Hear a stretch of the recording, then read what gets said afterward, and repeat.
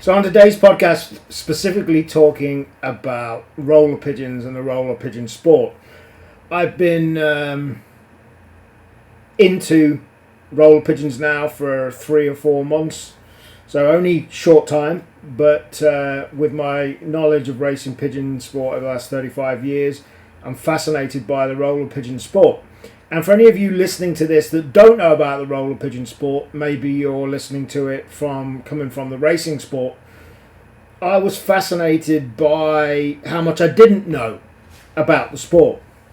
And today I want to talk about the sport and maybe help other people understand that don't know about it, because it's a fascinating side of the pigeon sport.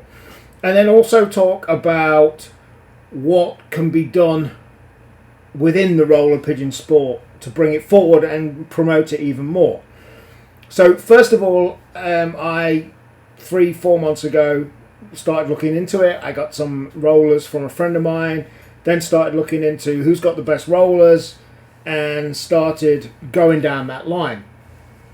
I didn't realize that there are national competitions, there are European competitions, and there are even World Cup competitions within the roller sport. Now, how does that work, you may ask? Well, I found this out that you have more local clubs. You have your local clubs as you would do with racing clubs. But the difference is you don't leave your back garden. You don't have to train the pigeons down the road, obviously. All of the competitions happen in your own back garden, and what they have is they have something called flies.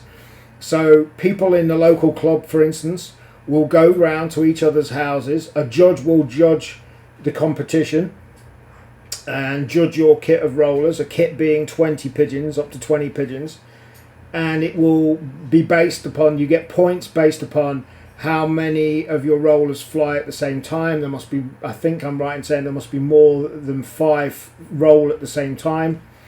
And there's a period of 15 to 20 minutes that they're judged in. How deep they roll, how many roll at the same time. They're the basics of it. So that happens at local club level, but then, for instance, for now, there's European and national competitions happening, qualifying competitions. So you can compete at European level, you can compete at world level.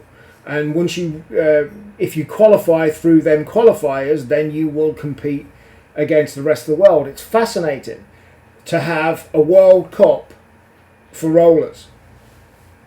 And I'm learning a lot as we go. And that's how it happens. So one of the great things with the roller sport is that you don't have to leave your back garden. I'm not saying it's easy by any stretch. Training these rollers to fly is a lot about food. It's the same thing with races. It's about genetics, what are the best genetics you can get. It's about food, consistency and management. But you don't have to leave your back garden to train and compete with these rollers. And the other big thing that sticks out for me is that with rollers, you don't need a massive setup. You can start with just a kit box, ideally a double kit box. That's all you need to start. A kit box is normally like 3 foot, between 3 and 4 foot long. That's all you need to start. Ideally, yes, you'd need a stock loft to keep some of your rollers for stock, because the roller game has the same birds of prey problem that racing game does.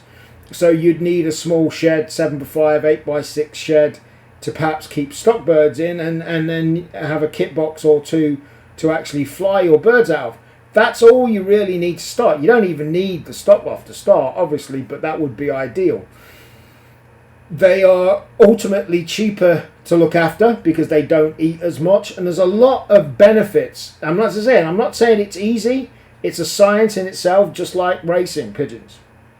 Feeding is critical. The right feed, the right management, the right training, how many hours you can get them flying, etc., etc. So there's similarities, but to get started, the barrier of entry is ultimately less. You need a kit box to start, and some rollers and some food and some vitamins and minerals, as you would give with any pigeon.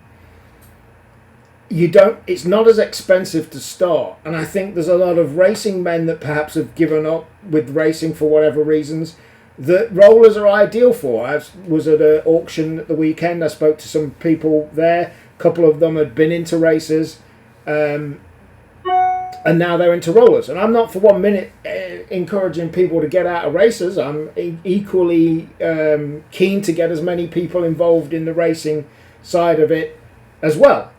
But like me, a lot of people haven't got the time to commit to racing properly. And to me, if you're doing something, you've got to do it right. And ultimately, with the cost of living, with everybody's time constraints, if you're going to race pigeons properly, it's a pretty much all-out job. There's not a lot else you can do if you want to compete properly. And that, as I've said for years, is an issue. Me personally, I haven't got the time to race. I haven't got the time to be up and down the motorway training. You could argue I haven't got the time to compete with rollers. I've got no intention of competing for a year or two while I get my stock together and I figure out what I'm doing. But ultimately, I could have a team or a couple of teams of rollers competing and I don't have to leave my back garden. Again, I'm not saying it's easy. Nothing's easy done right. But definitely the barrier of entry is there, lower with rollers. And again, I'm not for 1 minute discouraging people racing. I'm just saying it is an alternative or an addition. There's no reason why people couldn't do both if they have the time. So for me, like I've said before, my plans are, I haven't got the time to race, but I love racing pigeons. I love seeing my racers fly out. I get as much enjoyment out of that. Yes, in an ideal world, if I'd got nothing else to do, I would love to race pigeons. I haven't got the time. So what am I doing? I'm keeping a stock loft just to compete. I'm building a stock loft over a period of a couple of years to compete for one-off races. I love to see pigeons race. I love the idea that you can go to different one-off races here in the UK and abroad and hopefully see your pigeons come back from the final. That's what I'm doing. But equally, I love these roller pigeons. There's some really lovely pigeons. They come in great colours. Yes, it's got its problems. The bird of prey problem is still as much of a problem to the roller pigeon sport as it is the racing pigeon sport. In fact, there's an argument it's in a way worse. Yes, you've not got with the racers the gauntlet being run every weekend when they're racing, but you have got the problem that birds of prey get to know when rollers are flying, and birds of prey interpret roller pigeons that are actually rolling as being ill and perhaps will attack them. So there are issues. But it's a fascinating sport. So I'm going on Saturday to video and go around some of the European qualifiers. So I'll go around 8 or so different places, people's houses, to look in their gardens and look at their rollers compete. I never knew that you could compete at national, European or international level with this sport. I think anybody that has given up with racing pigeons for whatever reason and they miss keeping pigeons, it's a great thing to look at. I think keeping rollers in addition, again, if you've got the time to racing pigeons, it's another side of things. I've got some roller pigeons now. I'm getting some roller pigeons from some of the top names, George Mason, Les Bazance. They're the top people that I'm lucky enough to have been in contact with. And I'm going to put a small stock loft together of them and I'm going to see what happens. But at the same time, I love keeping them. There's some right characters in there already that I've got. And I just think the idea that it's cheaper to get going than racing pigeons is a big thing. Again, I want to see people start with racing pigeons. But I just think for many reasons, the thousands upon thousands of people we need to come into this sport to turn the racing side round is perhaps not as realistic as it used to be. I've said this before on many podcasts and videos I've done. We have to be realistic. How can we get people into the racing pigeons? I don't necessarily think on the thousands of numbers we need as a sport that it's going to be possible to have people flying from their back gardens on the level on the numbers we need. I think there's other ways that it needs to be done to get people interested in the sport. With rollers, the barrier of entry is lower. You don't need as much space. You don't need as much money. And they're cheaper to look after. That's what I'm saying. So, that's my thoughts on it. Now, moving forward, what do I see with the rollers? First of all, a very generally friendly bunch of people. Everybody I've met has been very friendly and open to the idea of me trying to help promote the sport. I've only encountered one person, for whatever reason, probably hearing rumours, whatever, that has blocked me on Facebook. Everybody else has been very, very friendly. Friendly group. It's not as developed as the racing side. And in some ways that's very good. And in some ways, I think the roller side of the sport is lacking. What do I mean by that? Well, it strikes me, we have two in the UK, we have two weekly magazines. We have monthly magazines, and around the world there's lots of magazines. There's nothing like that in the roller sport, and I'm not entirely sure why yet. But there should be. That's the first observation.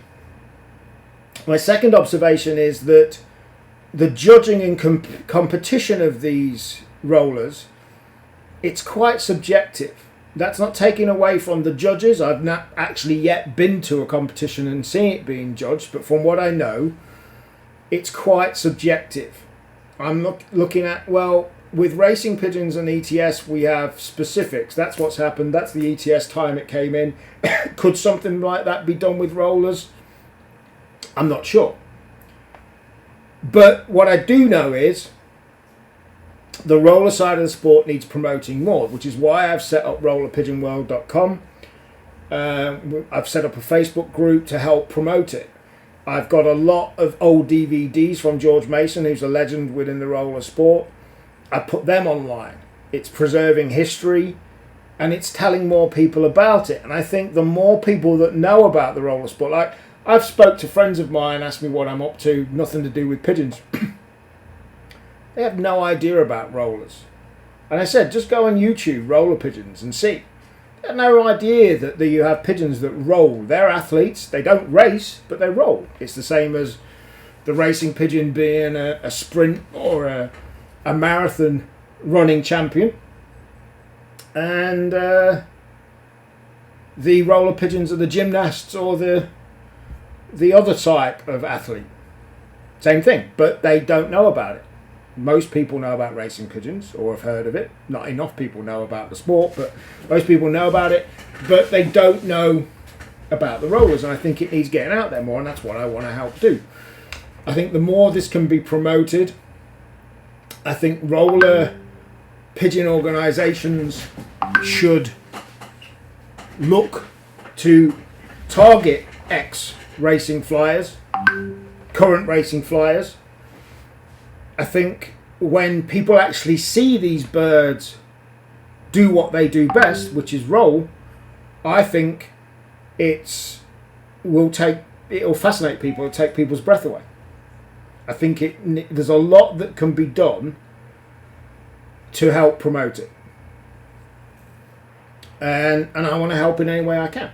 And as I said, with the rollerpigeonworld.com we've set up, with the Facebook group, we've got a WhatsApp community, we've got a newsletter now. I'll do anything I can to help promote it and get the word out there about this great side of the sport, as I'm doing with Racing Pigeon still, with racingpigioninternational.com. But yeah, I'm fascinated by the roller sport. They're great little birds. They're obviously a lot smaller than a racing pigeon, but there's some real characters that I've already got, and I love the birds. Watching them, it's just a different ball. It's a different type of pigeon, but they're a great thing. So yeah, I'm open to helping in any way I can. The roller side of the sport doesn't have a central organisation as such like the RPRA. So it's a little bit disjointed. If a roller pigeon gets lost, or found rather, you've got to go and hunt down the secretary's name of the particular club organisation it's registered with. There's no central type database. So there's some things that can be done there. But yeah, I think there's a lot of benefits to telling people about the roller pigeon sport that may not know about it, that may have discounted it if they're from the racing side of things. A great side of the pigeon sport is the roller game, is the roller sport. And more people need to know about it. It's as simple as that. Any thoughts, feedback, comments that you've got, please let me know about this podcast. You can send me an email to mark@pigeonworld.net. Don't forget to subscribe to this podcast. Go and check us out. Search for Pigeon World on YouTube. Subscribe. All of the video-based podcasts like this are all on YouTube. Of course, you can listen via our pigeonworldpodcast.com. So go to pigeonworldpodcast.com and you can subscribe to your favorite podcast provider, and you can get instant updates when these podcasts come out. Go and check out our new newsletter. We've already had over 130 people subscribe within a day to our newsletter. It'll be a weekly newsletter coming out, the Pigeon World newsletter, covering all types of pigeon sport. And you can go to pigeonworld.net/newsletter and sign up for free there as well. Thank you for listening to this podcast. Thank you for watching if you're watching on YouTube, and catch you very soon.